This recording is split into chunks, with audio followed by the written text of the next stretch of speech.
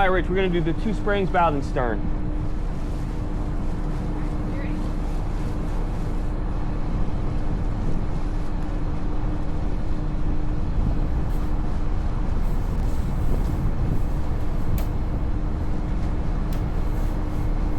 All right, freezing cold morning. We are heading to St. Augustine. We have a 86-foot Pacific Mariner. It's pretty cold out. We have about a 20-hour weather window, I think, to get down to St. Augustine. This panel normally opens up, and notice there's no steering wheel here because it's a docking station. Somebody said that on the last video about training that you shouldn't listen to me when it comes to docking because you have to use a steering wheel. You don't have to use a steering wheel. In fact, the manufacturer hasn't even put a steering wheel in here on a docking station. So, yeah. Anyway, we're going to pull off the dock here in Charleston. Like on that last line. We have a slight incoming tide and the wind blowing off just ever so slightly, so I've gone bow to stern to allow the bow to come off, and the stern will be the last. And I'm just going to have some patience here. And is that it? There we go. And just one click forward. That kicks my stern out just a little bit. It keeps the boat going in this direction. Is that it? One click this way. I have my bow and my stern thruster on. We did not use them. And I'm just allowing the wind and the current creating that wedge from the boat and just walking me out. So we haven't moved more than a couple feet here. Let's see how little I've done. Just a little patience. Now that I'm off the dock, I'm going to bring this in reverse. That's going to stop my forward progression. It's going to keep my angle. I'm just going to continue to walk off the dock here. You can see on the 360 cam, we're probably maybe 30 feet or so off on the bow and 15, 20 feet off on the stern. So we're pretty far off now. I can make my rotation and not worry about, there's really, as you can see on the 360 cam, there's nothing in front of me. But if there was, I would be free and clear of that to pull out. So ultimate destination here is west coast of Florida, Pink Shell Resort, south of Fort Myers. We should have gone offshore all the way to Stewart and pulled in there and just gone through Lake Okeechobee, but the weather, like I said, is just really, really bad. So we should have theoretically 2-foot seas offshore, which will give us a pretty good passage down into St. Augustine tomorrow morning, hopefully early, like around 9 o'clock-ish, and we'll stay the day in St. Augustine, catch up on some sleep, do some repairs, stuff like that, and probably end up running the ditch the rest of the way down and up through. Personal schedule, I gotta be home for Saturday. We'll see if that actually happens or not. It's adding several days onto the trip, but yeah, it's pretty cold out. The wind's not too bad coming out of the northwest, probably like 10 to 15 right now. So if we hug the coast, we should be okay with the seas because we'll be tucked in on the leeward side of the land. So as long as we don't go too far offshore, we should be all right. So you notice I'm just working my gears in and out here. I got Rich coming with me. It's just Rich and I up on the bow, getting all the stuff dialed in as we head out here, passing City Marina.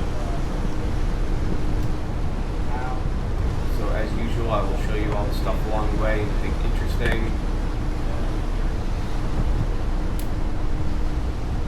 Hopefully it will be uneventful This is the boat that I had to fix. If you guys want to see pipe fitting, I had to do some pipe fitting on this.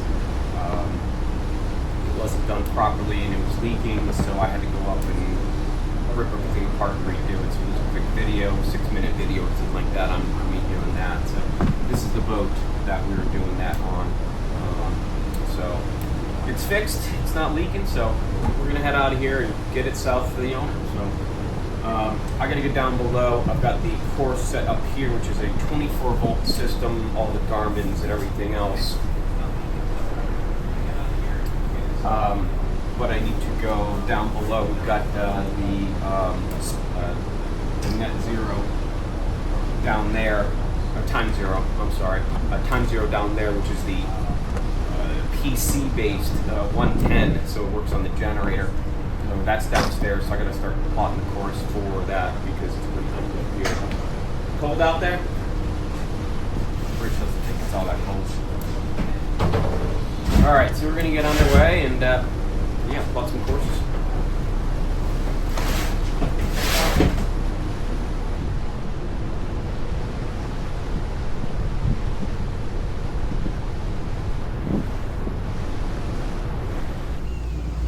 Oof, cold already. Seagulls following us. Find them? Yeah. Ooh, alright. Bunch of neat stuff. Look at that. All marine stuff. Lights and looky things. Cool. And I just called them. That's a couple of tugs and a Navy vessel heading up to Denton's shipyard. They are in tow, so I've called them. They have a containment around them. So I called just to certify our pass, just make sure that we were good, so they know we're coming out and not a malicious vessel. So I'll do another recording when we get closer to them. As we come up here, we're gonna make a turn around that green buoy right there and head out to sea. And yeah, I'm shaking because it's cold. All right, I realized it was so cold my fingers didn't push the button. So everything I just said did not do anything. Well, that's not something you see every day. Hey, thanks, Rich. Appreciate that. No, it's not. That's interesting. Dead ship. I wonder why. It's a Navy vessel. It's broke down. Yeah, it's heading up to Denton's shipyard for some service. So I don't know. Yeah. And there's the last of Charleston. We are just about offshore. Coming up to the jetties now, and then making our turn south. Position where that occurred. Over. Yeah, it's just by buoy 25 between Mount Pleasant Range and Rebellion Reef. It's a 2-net sailboat undertow.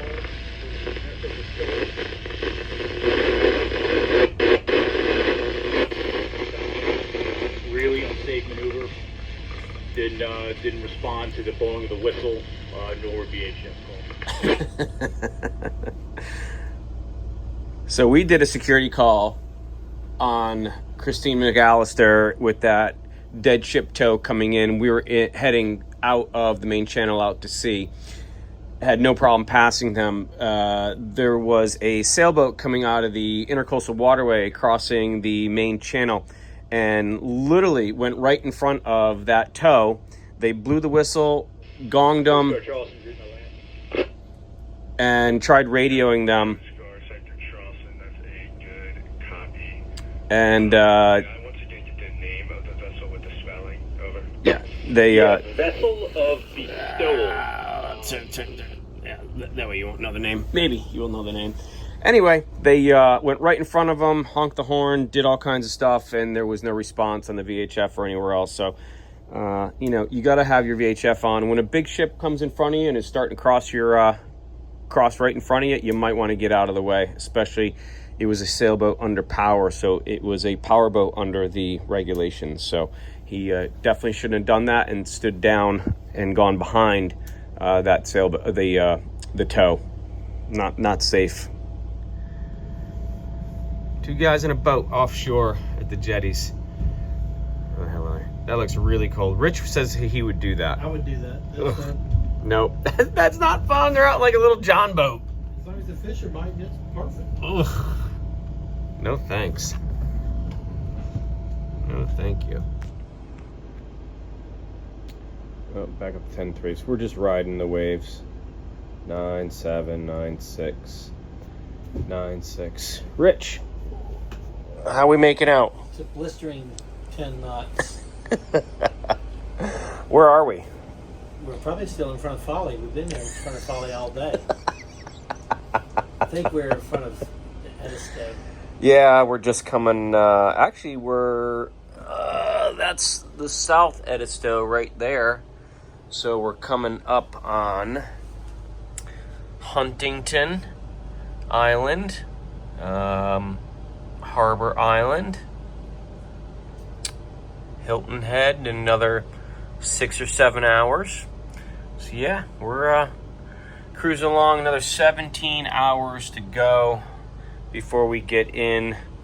And the reason why we're going, I mean, we're fluctuating here, but we're 10 knots, then down to 9 something, and then not 10-2. So we are doing that because we are in the middle of whale season. So all of the right whales are spawning and traversing the area. So any boat over 65 feet must only go 10 knots. And so that's why we are out in beautiful 1 foot or less seas, and we are just lumbering along. I, myself, might even be able to swim this fast. What about you? Yeah. Yeah. Probably swim this fast. So if we were able to go our normal speed, we probably...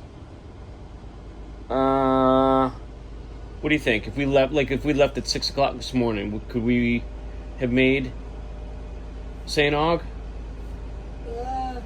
6 o'clock, you close. 12 hours? Yeah. Yeah. 14. Would have been a lot less than what we're doing now. But anyway. We're going slow, put it that way. Yeah, we are going slow. So, just doing the logbook, just had lunch. Not much going on. We are the only people out here. It's much warmer down here in the pilot house than it is up in the fly bridge. So that's why we're down here, because it's kind of cold out. We have a winter storm rolling through tomorrow. Charleston's supposed to get a couple inches of snow, freezing cold weather.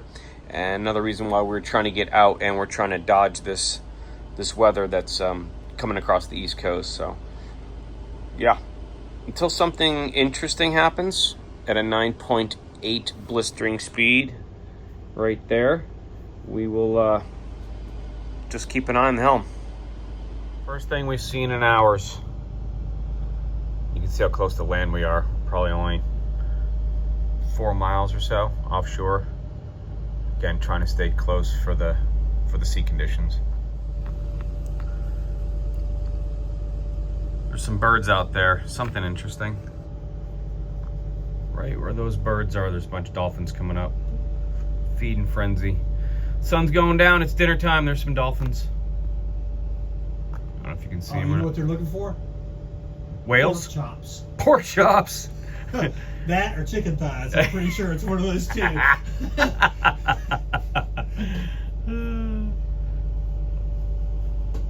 Yep. All those birds are working out there. So if we had... why don't we have fishing lines in the water? We're going 9 knots.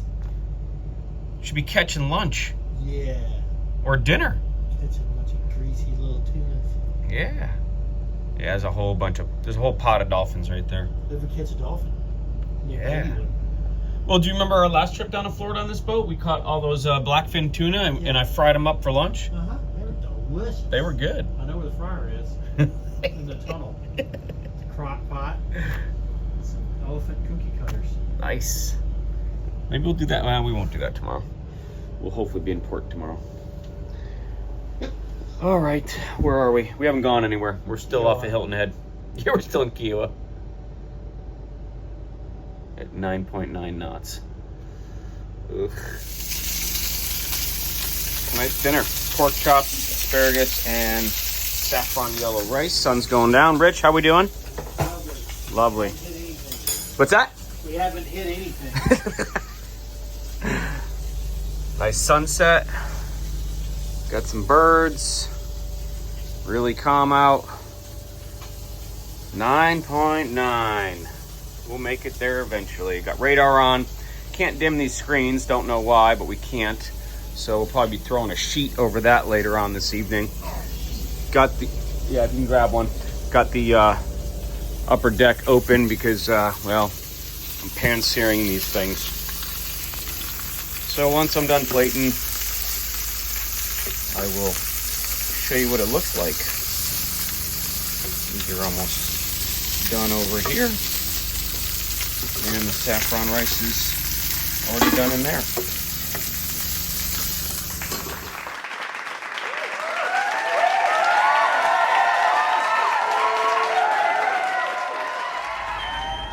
Yeah, I think it worked. All right, so hey, Rich. Hey, How was dinner? it's delicious. Nice. So you enjoyed it? Your first night out? Yeah, some pork chops, some asparagus, some rice, a little slice of roasted tomato.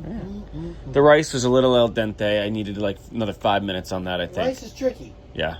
It's not the easiest thing. No. Well, it is, but I just threw some water in a pot and then I didn't measure anything. Well, that's fine. So, it was good.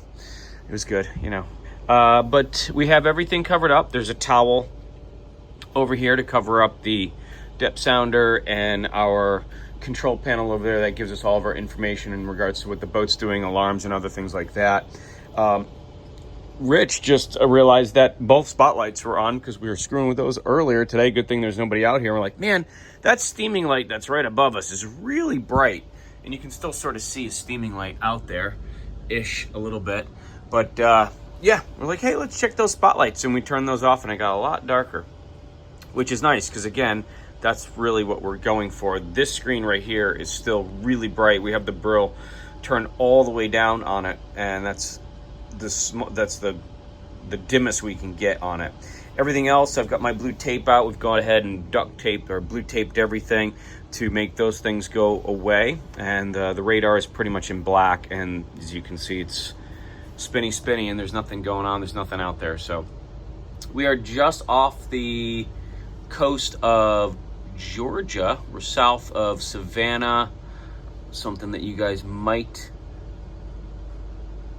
Wassaw Island, Pine Island, coming up on that, just south of Tybee, Little Tybee Island. Anyway, we still have another 12 hours to go. The weather's great out, and again, if you can see, we can't see anything out, and that's the way we want it, so we can sort of look out. But with this screen here, I can't see anything outside the window there. So we've got our radars and our screens that we're going to look at. Again, 900 just at 1,000 RPM. We're at 10.1. We're going over the seas, so anywhere between 9.8 and 10.3 is where we're sitting. So again, the whale zone. So that's pretty much about it. So we're just going to do night watches. Rich, what did we do for schedules? I'm 10 to 1. 10 to 1. I'm 2 to 4. You're 1 to Oh yeah, 1 to 4. And then I go down. Rich comes back up, and then I do the last shift, and hopefully we are in, and then we'll take another nap once we get there, and then we'll regroup, figure out what we're gonna do, and I'll let you know from there.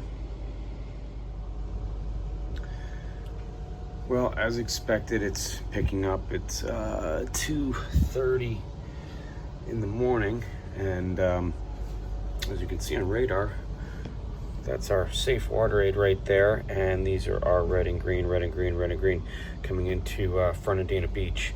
So I'm crossing just between the safe water and the first set of navigational aids heading into the channel.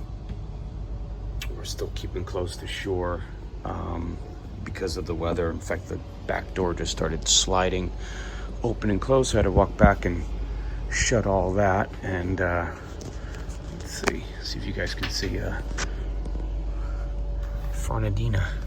So off in the distance there, that's Fernandina. And we're still arriving at like 7:50 this morning. Still steady 9.7, 10, 9.5. So And theoretically, if we kept on going just south of St. Augustine, there is no speed zone anymore, so we can go as fast as we want. But again, the weather's already starting to pick up here a little bit. We can feel stuff starting to slap around and stuff, and so it's only going to get worse as the day progresses. Small craft advisory, 5 to 6 feet at like 5 seconds with 30 knots of wind. So we're going to try and negate that, stay on the dock for that, and like I said, probably head, unfortunately, through the intercoastal tomorrow. So quick update in the middle of the night. We're only going 950 RPMs. We're basically an idle. So 5 gallons an hour. I don't know how much more I can even pull it back. Crazy. But pitch black out there. I think you can see the Safe Water 8 beeping. Maybe you can. If I can open up the door. There she is. Maybe. There it is. Dot dash, right? One white light with a dot. See that? A quick flash, off, and then a steady flash. A dot dash, that's the Morse code A. So that's your safe water aid. So at night, when we see that, we know we are in safe water, and that's generally the entrance into the channel.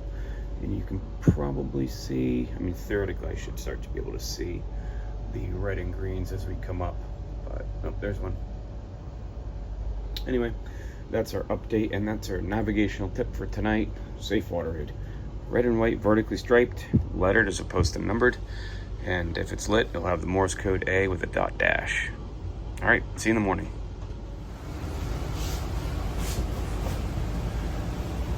All right, well, that was fun. Hey, Rich, did you have a good time? Yeah, that's great. Yeah. The 52 pickup over there, the refrigerator kind of emptied out. Everything in there. It was a little nautical getting in the entrance this morning. Spicy and dicey. Spicy and dicey, a little rocking and rolling.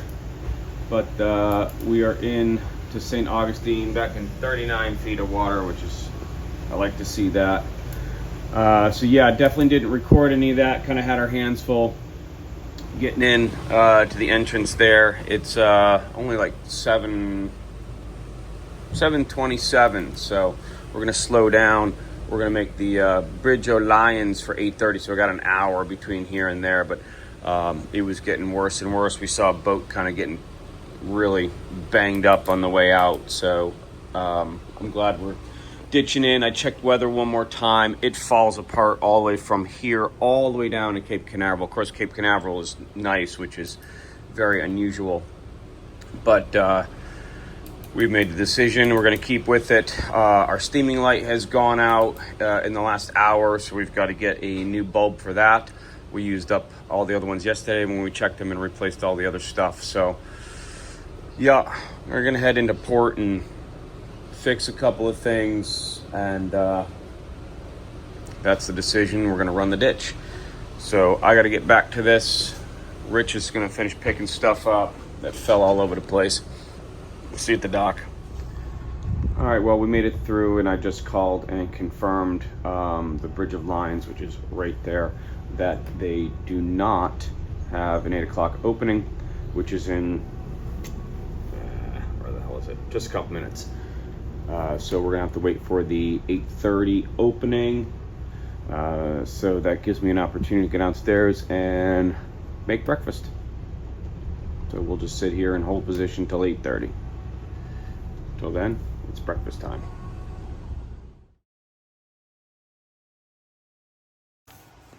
Well, the minute we pull to the dock, and right before we get tied up, we lost all of our electronics. So yeah, that's fun. Now I got to figure out what happened there. Both generators are running and we were getting good voltage, so I don't know why we lost everything up here. All right, well, things have really picked up. Just working on the boat. Finally got all the parts I think I need. Man, I'm glad we are not out in this. Good call coming to the dock. right, I gotta get on the boat. God, I'm soaking wet. Hey, Rich. What? Forgot to do a video. So we took the day off today in St. Augustine because there's like 30-mile-an-hour winds, freezing rain, and big swells. We decided to install the 2 chillers here. You can see how much room we have. So it's taken us basically all day to rewire these things, replumb them, and get them back in here. And of course we had to do it 3 times because the supply and return on the loop side got all redone and we didn't know how it went, and we had to redo it 3 times. So always fun. So we're just about to stick the last of this in here. What time is it? It's 5:19, and I started the day on a 4 to 7 shift. It was 4 to 7 was my shift. Mm-hmm. And then I stayed up from there, and it's 5:19, and I'm having a great time, because I love yachting. Tell me how you really feel. Just like below deck. It's way below deck. It's a lot further down. Some people call Way it down. the bilge. It's a different version of below deck. Everybody asks me, like, is your job like below deck? I'm like, yeah, like that. just Minus like all below the deck. fun and Yeah. alcohol and Yep. chicks. Mm-hmm. All of that. My toilet's clogged up. Call Rich. Oh, great.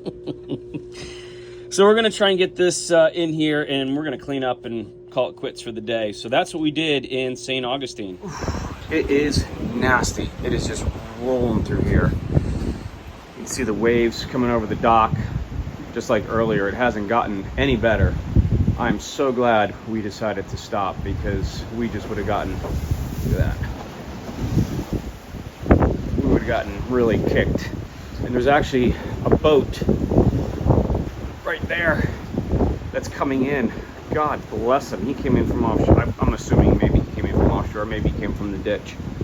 But the bridge is opening right now for him. Oof. Man. Looks like a Nordhaven, so like a 55 or something like that. But I mean, look at the signs up there, just blowing in the wind. Oof. God, it is rolling through here. I am so glad we are at the dock. And honestly, if it doesn't change by tomorrow morning, we're gonna sit here too. I'm not pulling out tomorrow morning, even running the ditch. Just too nasty. All right, I'm freezing cold. We're gonna go take a shower and call it the end of a day. And we're gonna head right there and have some tacos and a few drinks and whoa, relax. Okay, going inside. All right. Thanks for watching. Bye.